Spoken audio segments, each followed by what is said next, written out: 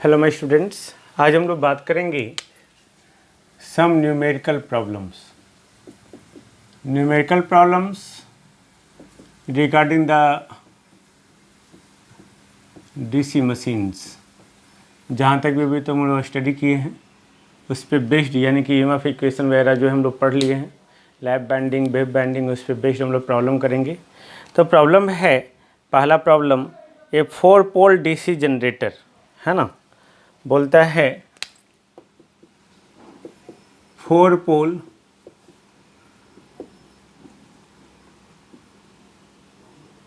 DC generator, okay, has armature conductor per slot, okay, armature conductor per slot equal to 20 है ना। It has 51 slot दिया हुआ है 51, okay. What will the voltage induced in DC machine, ये पूछ रहा है आपको।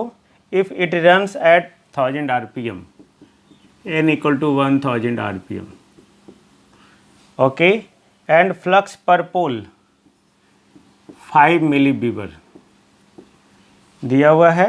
If the armature winding is lap winding and wave winding, lap winding and wave winding, ये क्वेश्चन कर रहा है। तो ईएमएफ इंड्यूस निकालना है। Then EMF induce E equal to N P Z 5IA। अगर इस एन के टर्म में लिखेंगे तो एन पी जेड 560/A। तो सोचो एन दिया हुआ है, पी दिया हुआ है, P equal to 4, Z number of conductor per slot है ना, तो Z equal to 20 into total 51 slot, तो 1020 कंडक्टर हो गया। क्लियर।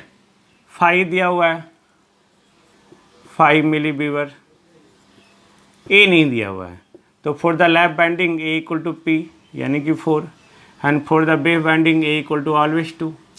याद रखेंगे, फार्मूला बेस करो, put in the value in the formula, get in the result. इसमें जो भी ये फार्मूला आएगा वैल्यू, इसमें आ रहा है 85 वोल्ट, पुट कर दो। इसमें जब पुट करेंगे E equal to 170 volt. Simple सा क्वेश्चन है ना। नाउ द नेक्स्ट क्वेश्चन, इसको रब करते हैं। देखिए नेक्स्ट क्वेश्चन कहता है डीसी शंट जनरेटर है, DC shunt generator, okay, this one, ये जनरेटर, ये VT है ना, ये ISH, ये IA, ओके, ये IL।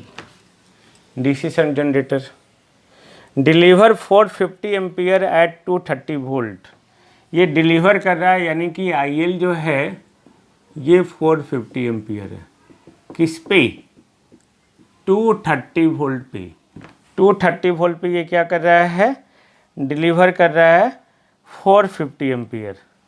Resistance of the shunt field RSH and armature 50 ohm, armature का 0.03 ohm. Calculate the generated EMF EA, okay, and the voltage across shunt field winding, this one, okay.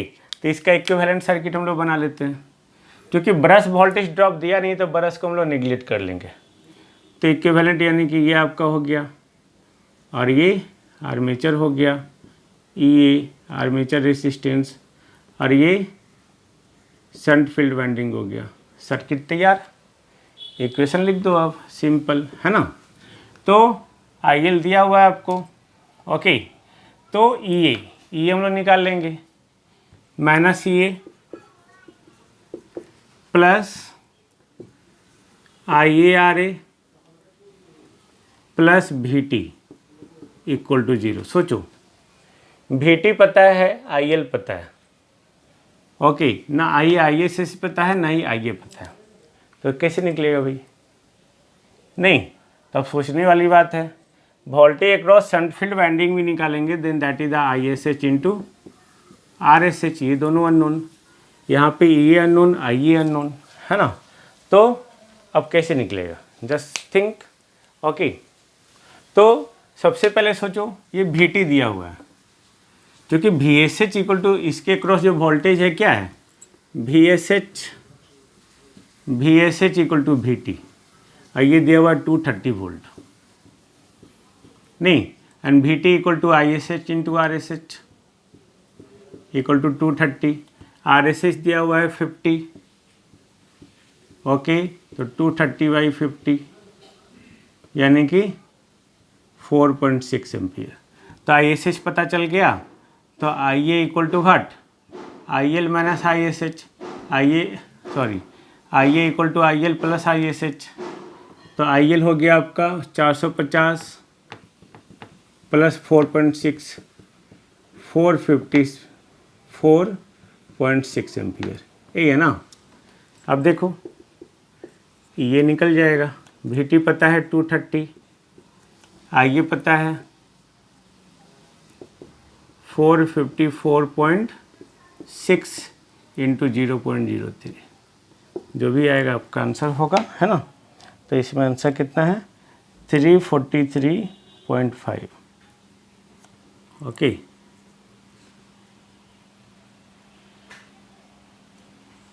Answer देख लीजिएगा, ये answer है।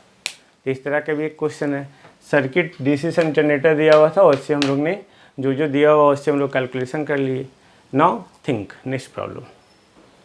तो ये equal to NPZ5/AP बहुत सारे problems है ना, किसी में EA दिया हुआ है, किसी में N दिया हुआ है, किसी में P दिया हुआ है, मतलब किसी में EA निकालना है, किसी में N निकालना है, किसी में P निकालना है, किसी में 5 निकालना है, किसी में A निकालना है, और बाकी सारा डेटा दिया होता है। आई थिंक उस तरह का प्रॉब्लम बन जाएगा।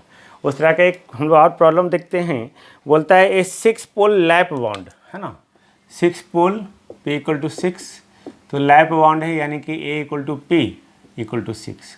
क्लियर नहीं, okay. DC generator has 600 armature conductor, 600 armature conductor, the flux per pole is 5 equal to 0.02 weber. Okay, calculate the speed at which the generator must be run to generate the 300 volt. स्पीड निकालना है जब ये 300 volt generate कर रहा है, तो क्या नहीं बन जाएगा, EA equal to NPZ/60। Okay, तो 300 N निकालना है, P6 Z600 0.025 60 इंटू 6, N निकल जाएगा।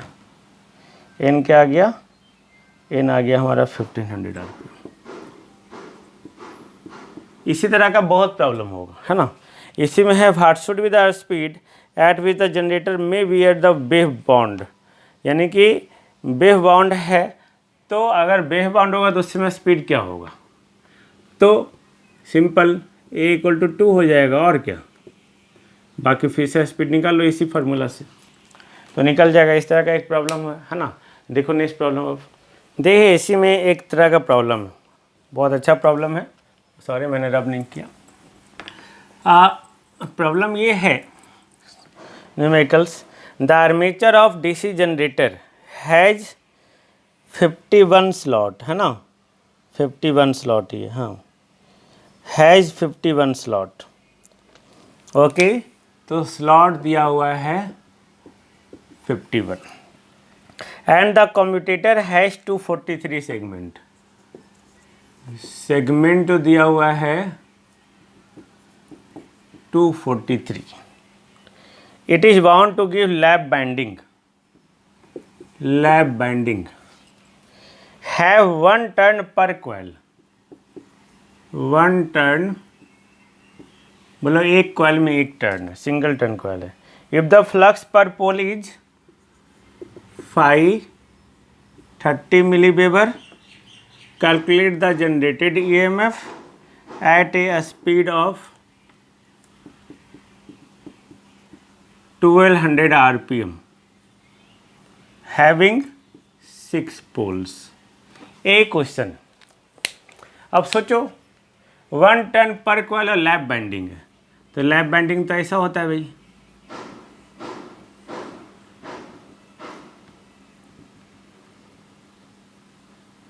तो सोचो एक सेगमेंट, पर सेगमेंट हमारा कितना कंडक्टर होगा, 1 टर्न है, तो 1 टर्न है तो भाई एक सेगमेंट से हमेशा 2 कंडक्टर जुड़ा रहता है। यहाँ देखो एक कंडक्टर ये, दूसरा कंडक्टर ये, और सिंगल टर्न भी है, यानी कि नंबर ऑफ कंडक्टर अगर निकालना चाहें, यानी कि जेड निकालना चाहे तो जितना कम्यूटेटर का सेगमेंट है, एक सेगमेंट पे 2 कंडक्टर, क्योंकि 1 टर्न पर कॉइल है।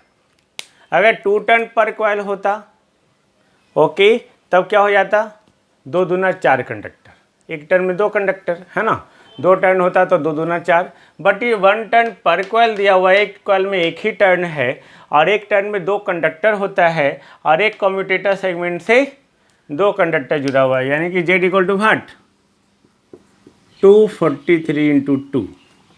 ओके, तो 243 इंटू 2 यानी कि 486।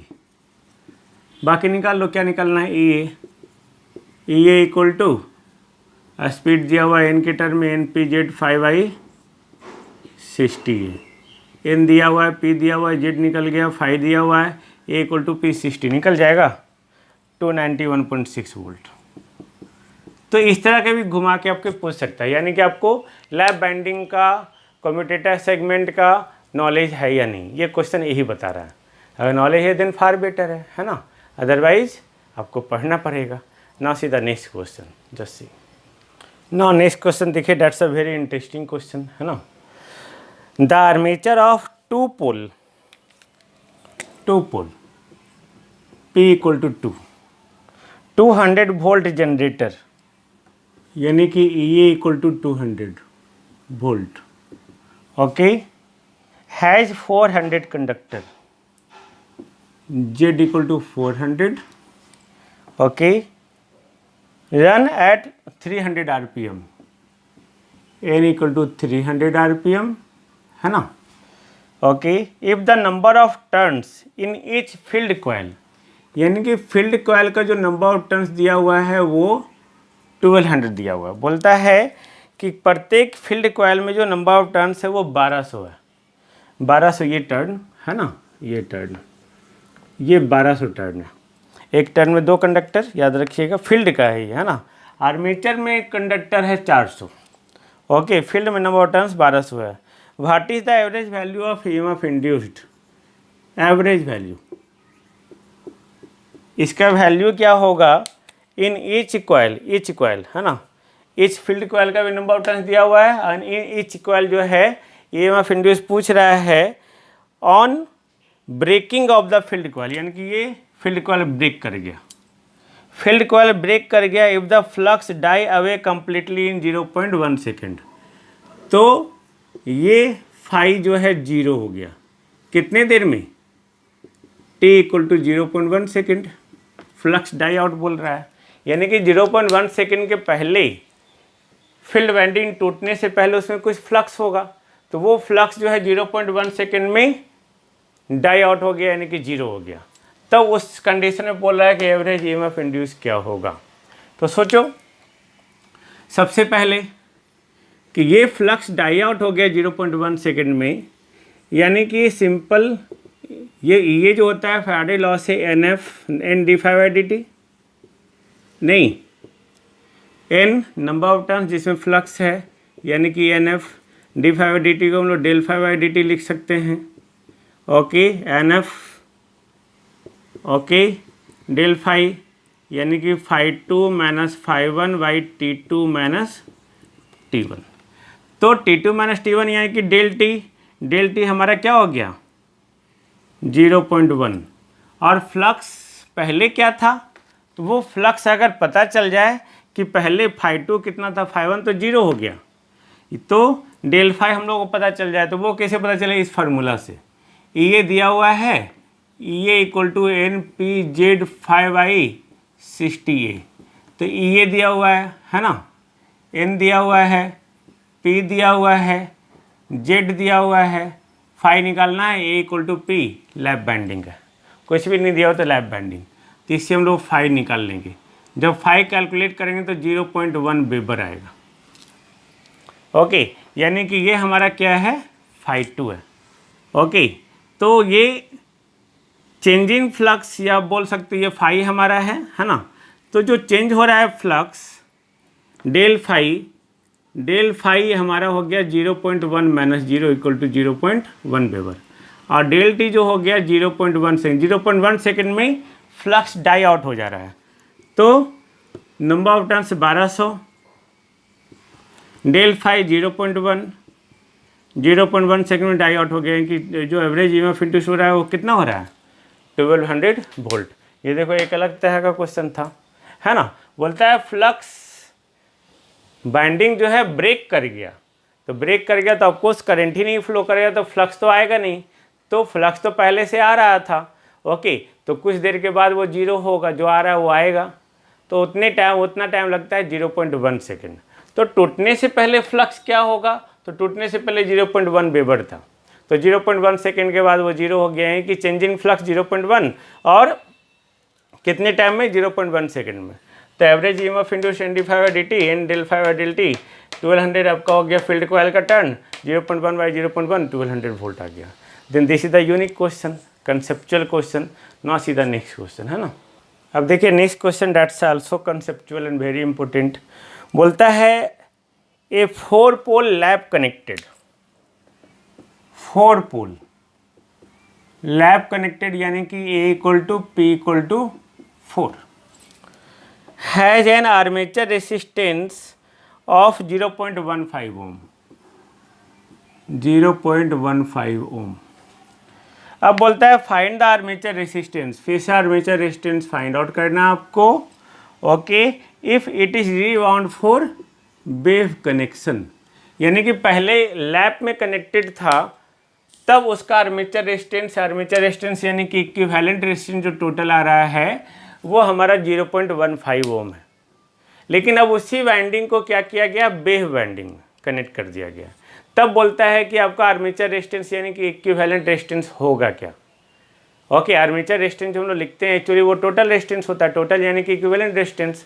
तो for the lap winding A equal to 4 यानी कि 4 parallel path, 1 2 3 4, clear, 4 parallel path A equal to P।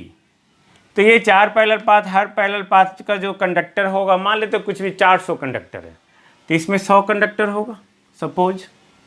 नहीं, अगर टोटल कंडक्टर Z है तो ZY4 इसमें, ZY4 इसमें, ZY4 इसमें, ZY4 इसमें होगा। ये सारा आपस में सीरीज में, ये आपस में सीरीज में, ये आपस में सीरीज में, ये आपस में सीरीज में। ओके, टोटल अगर 0.15 ओम है तो ZY4 कंडक्टर का मान लेते हैं रेसिस्टेंस हमारे पास R है सपोज। तो इसका भी R, इसका भी R, इसका भी R। तो R इक्विवेलेंट क्या होगा, क्योंकि चारों पैरेलल में है तो R/4 यानी कि R equal to 4 R equivalent यानी कि 4 इंटू 0.15 इक्वल टू 0.6 ओम। ये 0.6 ओम किसका आया, पर पैरेलल पाथ जो टोटल कंडक्टर है उसका इक्विवेलेंट रेजिस्टेंस। अब इसको बोलता है वेव बाइंडिंग। तो वेव बाइंडिंग में तो 2 ही पैरेलल पाथ होता है भाई, है ना, 2 पैरेलल पाथ। तो 2 पैरेलल पाथ यानी कि टोटल कंडक्टर जो है इसमें ZY2, इसमें ZY2 आएगा। तो ये ZY2, ये ZY2, तो ZY2 को हम लोग लिख सकते हैं, ये ZY4, ये ZY4 नहीं, ZY4 conductor, ZY4 conductor, ZY4 conductor, ZY4 conductor, ये ZY2 मिलके ZY2 हो गया। टोटल कंडक्टर यहाँ भी Z है। रिबाउंड चूंकि वेव है तो पैरेलल कनेक्शन, तो A equal to 2, parallel path 2। Okay, तो इसका रेजिस्टेंस R था, इसका भी R, इसका भी R, इसका भी R। तो अगर इसका R इक्विवेलेंट निकालेंगे तो 2R 2R 2R और 2R 2R 2R पैरेलल में होगा तो क्या होगा, इक्विवेलेंट R। नहीं, 2R 2R parallel equivalent R का वैल्यू कितना, 0.6। यानी कि जब इसी को हम लोग रीबाउंड करेंगे वेव कनेक्शन के लिए, तो उस समय आर्मेचर रेजिस्टेंस हमारा कितना हो जाएगा 0.6 ओम। यही कंसेप्ट था। ये कंसेप्ट एक्चुअली समझने के लिए था कि क्या आप समझते हैं कि लैप बैंडिंग क्या होता है और वेव बैंडिंग क्या होता है ना। तो उसको समझने के लिए क्वेश्चन था और यूनिक क्वेश्चन है। नाउ सीधा नेक्स्ट क्वेश्चन है ना, जस्ट सी। देखिए प्रॉब्लम है a long shunt compound DC generator. तो हम लोग लॉन्ग शंट एक पहले बना लेते हैं, है ना। लॉन्ग शंट मतलब शंट वाइंडिंग का जो कनेक्शन होगा शंट फील्ड वाइंडिंग का, वो आर्मेचर सर्किट के साथ और सीरीज फील्ड वाइंडिंग के साथ होगा। ये RSH हो गया, है ना। ये EMF इंड्यूस्ड हो गया, ये आर्मेचर रेसिस्टेंस हो गया, ये जनरेटर है तो वोल्टेज ड्रॉप हो गया। अगर वोल्टेज ड्रॉप दिया रहा तो कंसीडर करेंगे, तो नहीं करेंगे। और ये सीरीज फील्ड वाइंडिंग हो गया, simple. Okay, ISH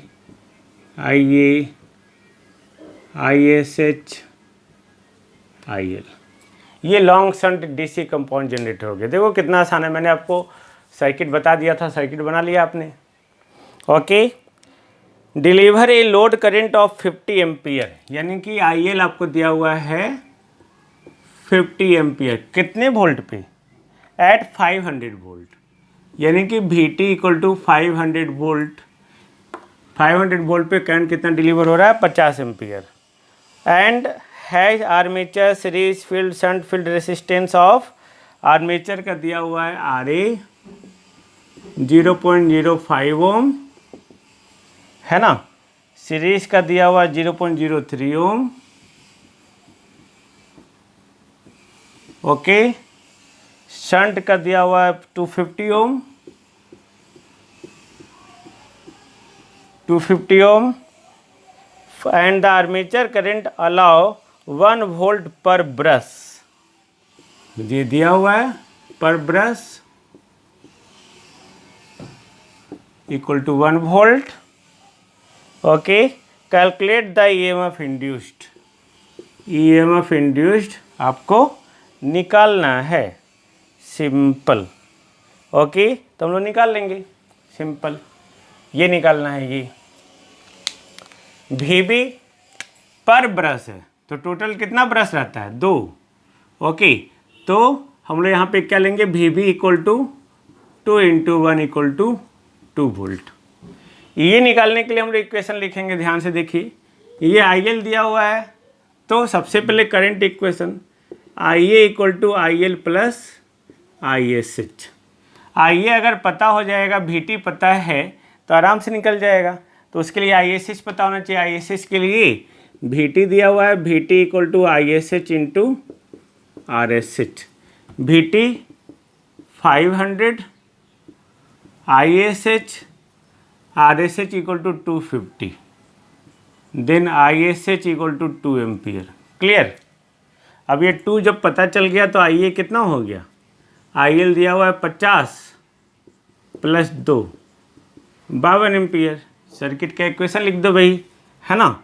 minus EA, current के डायरेक्शन में चल रहे हैं, IA आ रहे, याद होगा इक्विवेलेंट सर्किट में हम लोग बात कर रहे थे।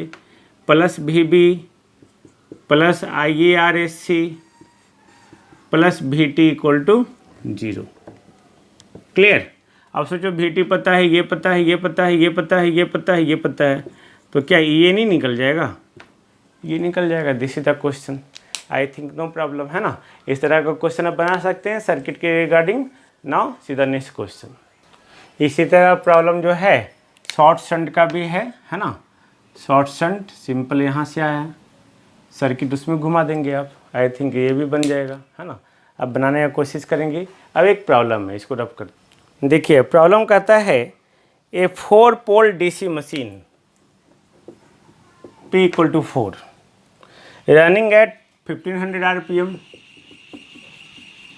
1500 RPM has an armature with 90 slots 90, 6 conductor per slot. Conductor per slot कितना है? 6।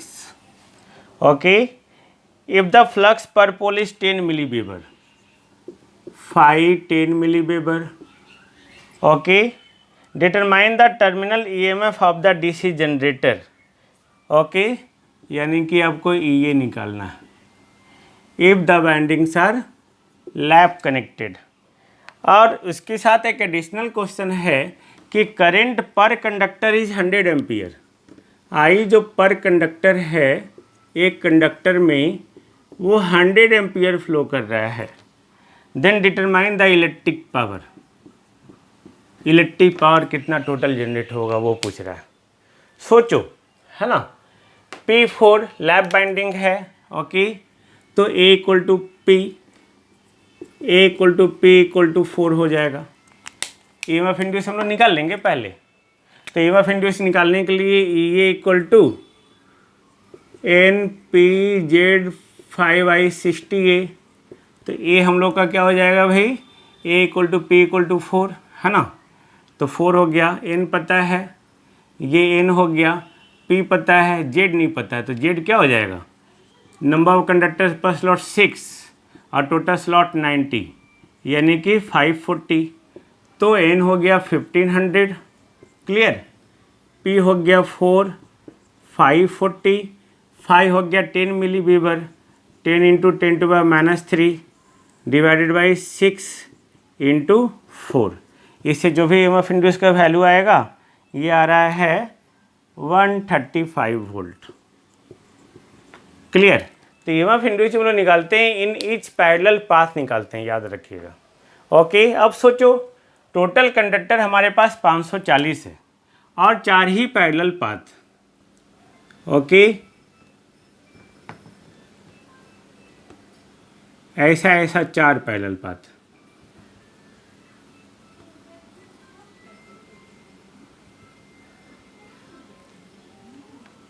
यानी कि इन ईच पैरेलल पाथ कितना कंडक्टर होगा, इन ईच पैरेलल पाथ 540/4, है ना। टोटल जो है ये 540/4 कंडक्टर होगा सारे पाथ में।